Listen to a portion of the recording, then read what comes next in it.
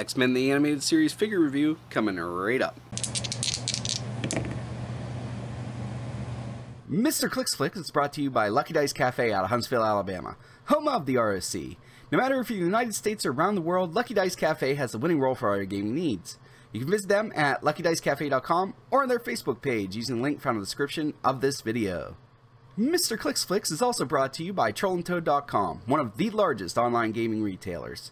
Use the promo code Mr. Clicks Flicks for 5% off your Heroclix order today. Alright guys, so today we are taking a look at what we unboxed from the first boosters in our unboxing series. If you haven't seen that video yet and you want to watch the actual unboxing, make sure to check out the YouTube card now for that video, and then come back to this video and for the individual figure review. Overall, pretty happy with what was pulled out of these boosters. Definitely can't complain considering one of them was a prime. And if you like these figures and you're interested in possibly winning some, in addition to other really awesome, cool Heroclix content, make sure to visit my Patreon page at patreon.com/MrClicksFlix. For as little as $1 a month, you get a bunch of cool stuff like the unofficial Team Abilities card, as well as cool Patreon exclusive content. And then each month I do a shout out video, and there are shout out items that get given away. And in months where a new set drops and I unbox a brick from a channel sponsor, the entire contents of that brick get given away on Patreon. So these aren't necessarily what's going to be given away, although I have been known to do stretch goals for monthly total donations, so some of this stuff may end up in there. You never know. So let's go ahead and we'll take a look at these individual figures and talk about them and whether or not they're good or not good. So we'll do the Colossus first. First up we have Proteus. Kind of a basic-ish sculpt. I could see them reusing this for Chemo for DC Universe, but pretty cool there. I wish they would have gone like the extra mile and had like a little figure on the inside, but you know, I guess beggars can't be choosers. But he's an uncommon, and here he is. He's number 4 in the, G004 in the set. Burton Monster keywords, has improved movement, ignores blocking terrain. He's got a trait special on his movement, defense, and attack. His trait is called Warping Reality Barrier Shape Change Smoke Cloud. Once per turn, Proteus can use barriers free or Smoke Cloud as free, but only to generate 2 markers. Other characters within 3 squares can't use improved abilities. So that's pretty cool there. Definitely makes it so that if you throw up barrier and then they can't use improved targeting destroys barrier, or improved movement destroys barrier, definitely really helpful there. So it definitely provides cover for at least a turn. Then there's this special on his movement called Possesses Someone to Hide. Mind control is free. When Proteus uses it and hits, you may choose that hit character can't make attacks. If you do, after resolution is placed, Proteus adjacent to a hit character, and he can't be the target of ranged attacks until your next turn. That's kind of cool. And then the other trait that special that he has on his defense is called Colossal Indifference. I don't know better. Stop if Proteus starts the game on his 20-point line. He can't, he can't attack smaller characters except via Colossal Retaliation. So pretty standard there. And then his Colossal Retaliation on his attack is Colossal Retaliation, a paralyzing fear. Free if no friendly character has been placed this turn. Choose an opposing character that attacked Proteus or damaged a friendly character since your last turn. Place Proteus such that he can make a close attack targeting the chosen character, then do so. A hit character gets 2 fear tokens, even if this power is lost. Characters with fear tokens must roll a d6 when making an attack and negatively modify their attack value by half the result. Then remove 1 fear token. So, pretty neat there. So he's got a few different point lines. He's got 400, 225, 150, and 20 points. So overall, they look pretty decent. We're not going to, do a deep dive into these. 20 points, probably his best one, just because that's almost how it always is the least starting line tends to be one of the better ones. 10 attack for the 150 point line and well, really all his point lines. It's just unacceptable. He does some neat things, but nothing that's so neat that a 10 attack is something that I deem necessary at 400 points. It's like, this is definitely your guy if you're playing 400 points. I understand he has 19 defense, but still not a big fan. Although he does have Power Cosmic, which is kind of cool, but that 10 attack is atrocious. So then we're going to go ahead and take a look at a Colossal that I have a better outlook on. Even though he's not a Colossal, he's actually a Giant, if you look there. And that's something to keep a lookout in your boosters, is you will get some figures that are on these 2x2 bases, but they aren't necessarily Colossals like Proteus here. Some are standard figures, some are Giant, some are in fact Colossal. But just check on them. Don't go assuming things because you know what they say about people like that. But this is Colossus with the Juggernaut armor, and this is a sweet looking sculpt. I'm really happy I pulled him. I wanted one pretty bad and didn't think I'd actually get to pull one, so I was excited about that. Let's take a look at what he does. We already did like the spinny version in the pool video, so basically we're gonna do a quick breakdown. When he uses charge and destroys blocking terrain, after resolutions, deal 1 penetrating damage to each opposing character that's adjacent to one or more debris markers that he created this action whenever he charged, because he has improvement when it destroys blocking. And he's got a Colossal Retaliation. Now it's important to note that there is no Colossal Indifference like we saw on Proteus and like we see on a bunch of other figures. So if you use him at 20 points, you're getting somebody for 20 points that has a 7 movement with charge, 11 attack with Quake, 18 defense impervious, 3 damage with that special, and indomitability in the giant size that can attack smaller characters. He's not limited in any way. So this is a really good Colossus to me. Just to get a nice meat shield that can possibly soak up some damage for 20 points is really, really good. And then I don't mind him at the 150 or 200, I'm sorry, 100. Well, 100 points I don't like because it's 10 attack again for 100 points. 150, we're starting to get acceptable. 200 points isn't bad, but I'm not normally going to spend 200 points on a close attacker. But if I was a big Colossus fan, I could definitely see doing this. I think this guy is really good at 25 points if you're just using him on your force, is how I foresee myself using him.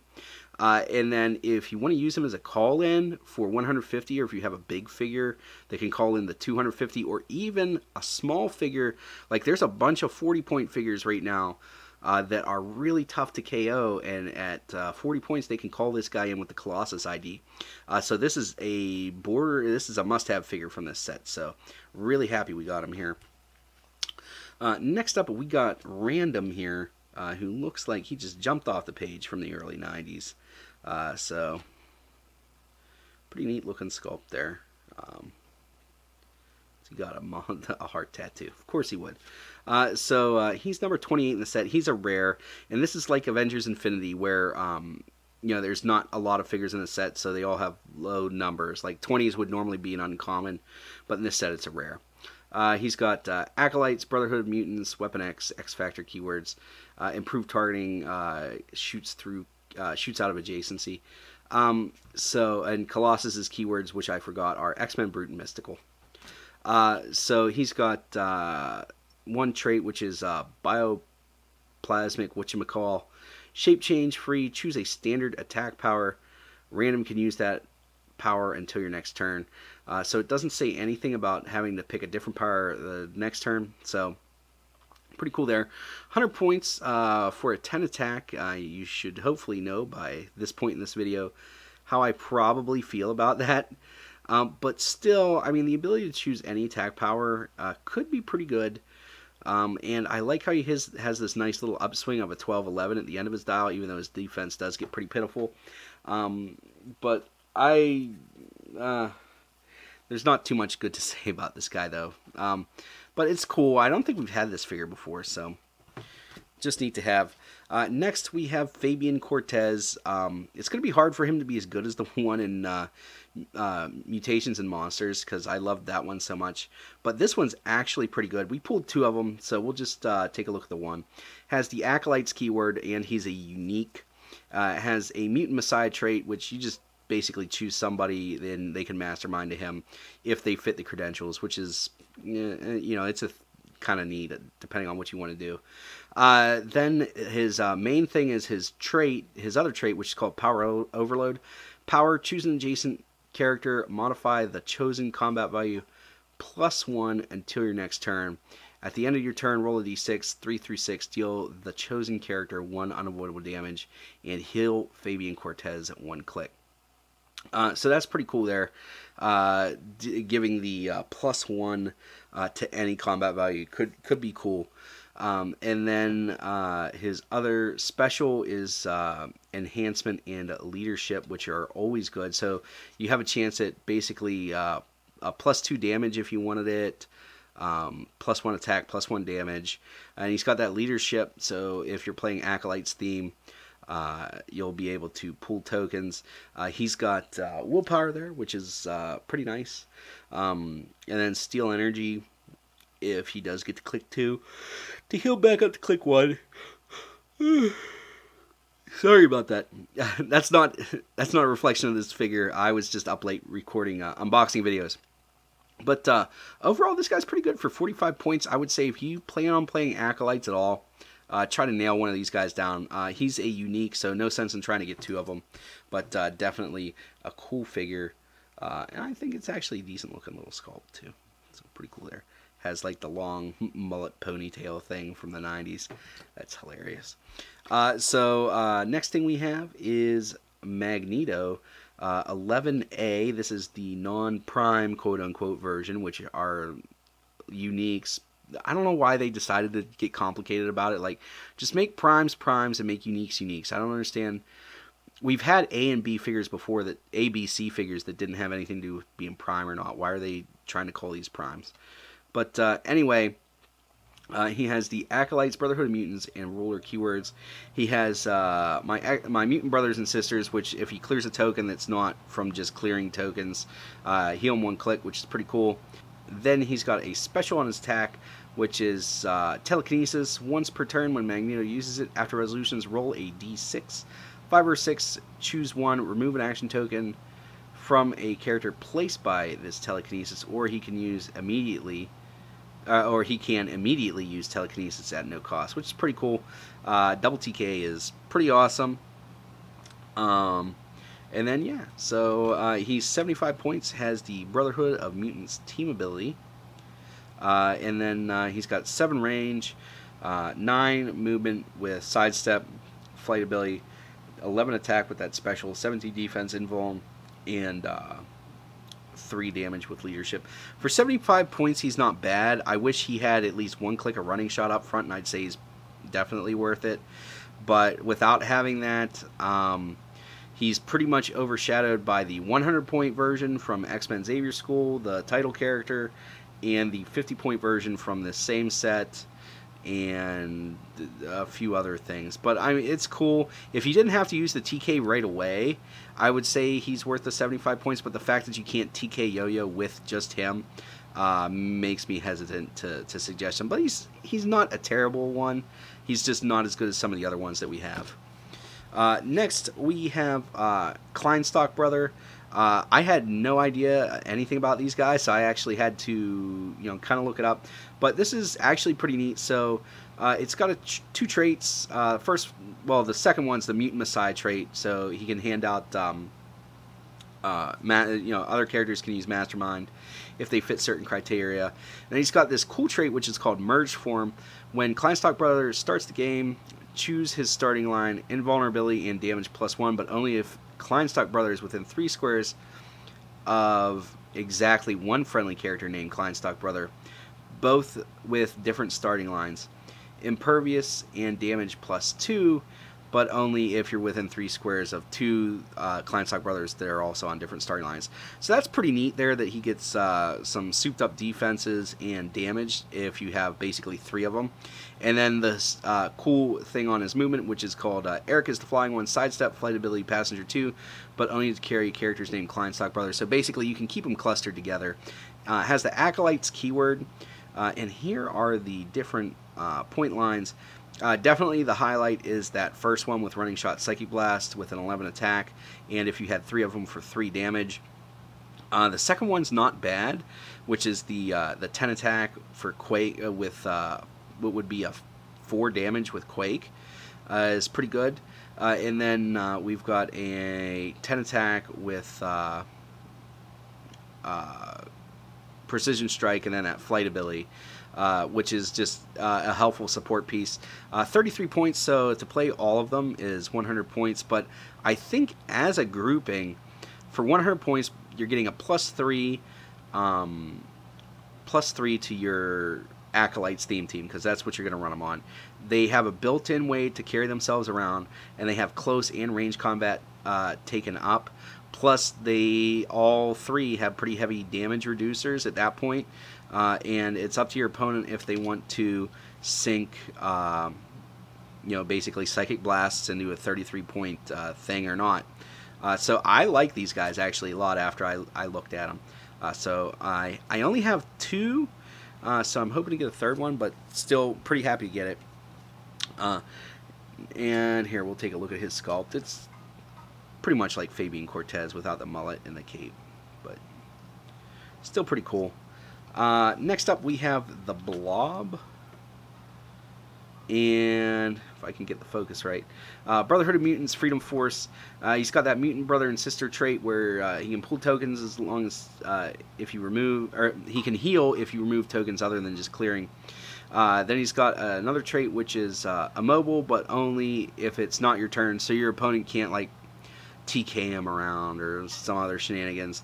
And then basically you give him a token at the end of your turn, and then he gets +1 defense as long as he wasn't moved or placed that turn. And then obviously it's subject to the rule of 3, and then if you move him or anything like that, then he removes the tokens.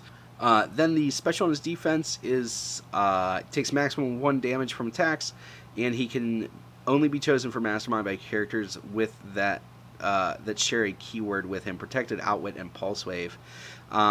So that's pretty neat there, is that he can be masterminded by Brotherhood of Mutants and Freedom Force figures. So 60 points. Starts off with that 11 attack with Super Strength and Close Combat Expert, only taking 1 damage his entire dial. I like this guy a lot. Definitely somebody that you could take on certain maps and just shut down an entire section because they're going to be trying to avoid them, and you just plant them there and leave them. And then, maybe have somebody slightly off to the side that is rolling support to help them out. Easy peasy lemon squeezy. I like him a lot. Then we've got our other Fabian Cortez card. And then we've got Boulevard Trask. And this is the kind of figure that I like. Number 7 in the set. He has Sentinel and Scientist keywords. So it's nice to see that they're giving Sentinel keyword to non-Sentinels. He's got a trait and a special. He has traded leadership, and then if he succeeds on his leadership role, you can instead generate a Friends of Humanity figure, and if he's adjacent to 3 or more of those Friends of Humanity figures, he can start generating Sentinels, and then you got to roll for their dials and stuff when he brings them in. So that's really cool there. I love figures that do that sort of thing. So you're incentivized even on your turns where leadership wouldn't do you any good. Still incentivized to do good on your leadership rolls. And then his special on his damage is support, as free, but only to target characters with the Sentinel or Robot keyword. Free support is off the chain. He's only 30 points. Has a 9 attack with willpower and that special, and like I said, traded leadership. So definitely, if you're thinking about running Sentinels or Robots, I would try to hunt one of these guys down. Plus, he spawns figures to help your cause, so definitely really good there. And the last figure that was pulled out of these, and here, let's take a look at Boulevard Trask before we get too far going there. It's just your standard scientist-y looking guy. And then we've got Beast is our last one, and I actually like this sculpt. It's kind of basic, but I like it. It looks, if you saw the cartoon, it does resemble him. So anyway, he's got the X-Men, politician, and scientist keywords.